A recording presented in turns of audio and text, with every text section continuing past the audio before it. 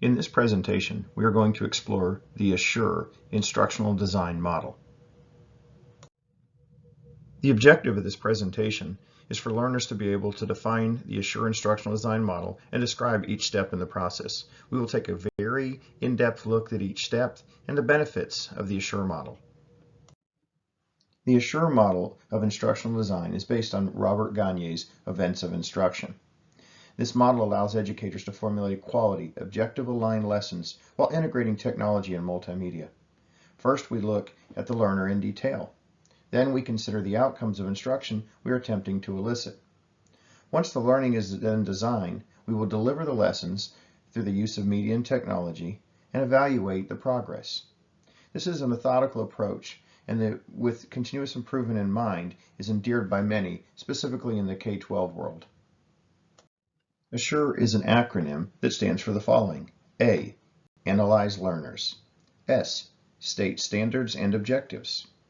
S. Select strategies, technology, media, and materials.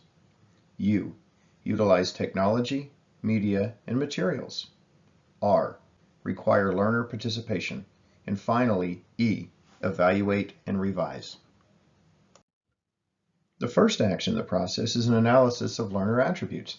The characteristics should be aligned with the desired outcomes. All of the following elements should be considered. The general attributes of the learners, such as age, academic skills, or gender, prior competencies, and of course learning styles, auditory, visual, or tactile. An example of analyzing learners is the following.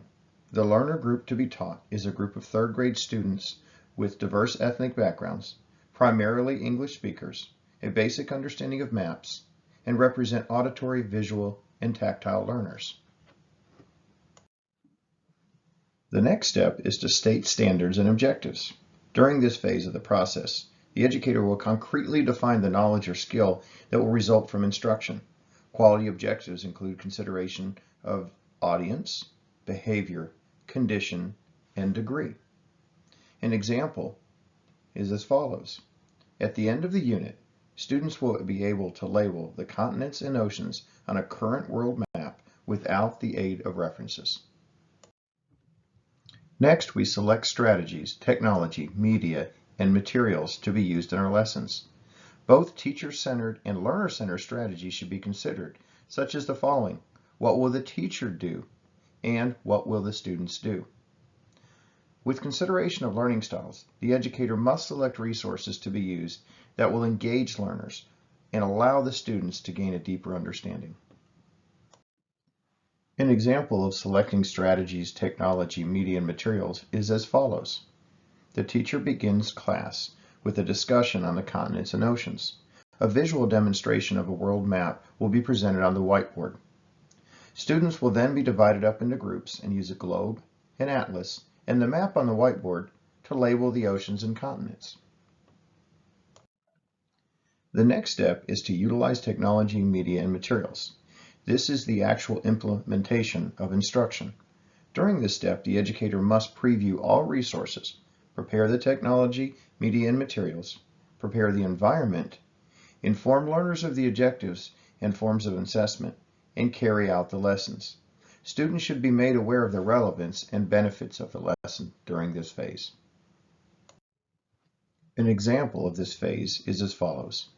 Upon completion of securing the globes from the department chair and testing the projector with the downloaded image of the desired map, the teacher prints the student maps and secures the art supplies necessary to do the project. The teacher describes the goals of the lesson and the instruction is delivered. Students are told that the assignment for the day is to produce maps and are divided into small groups to begin their work.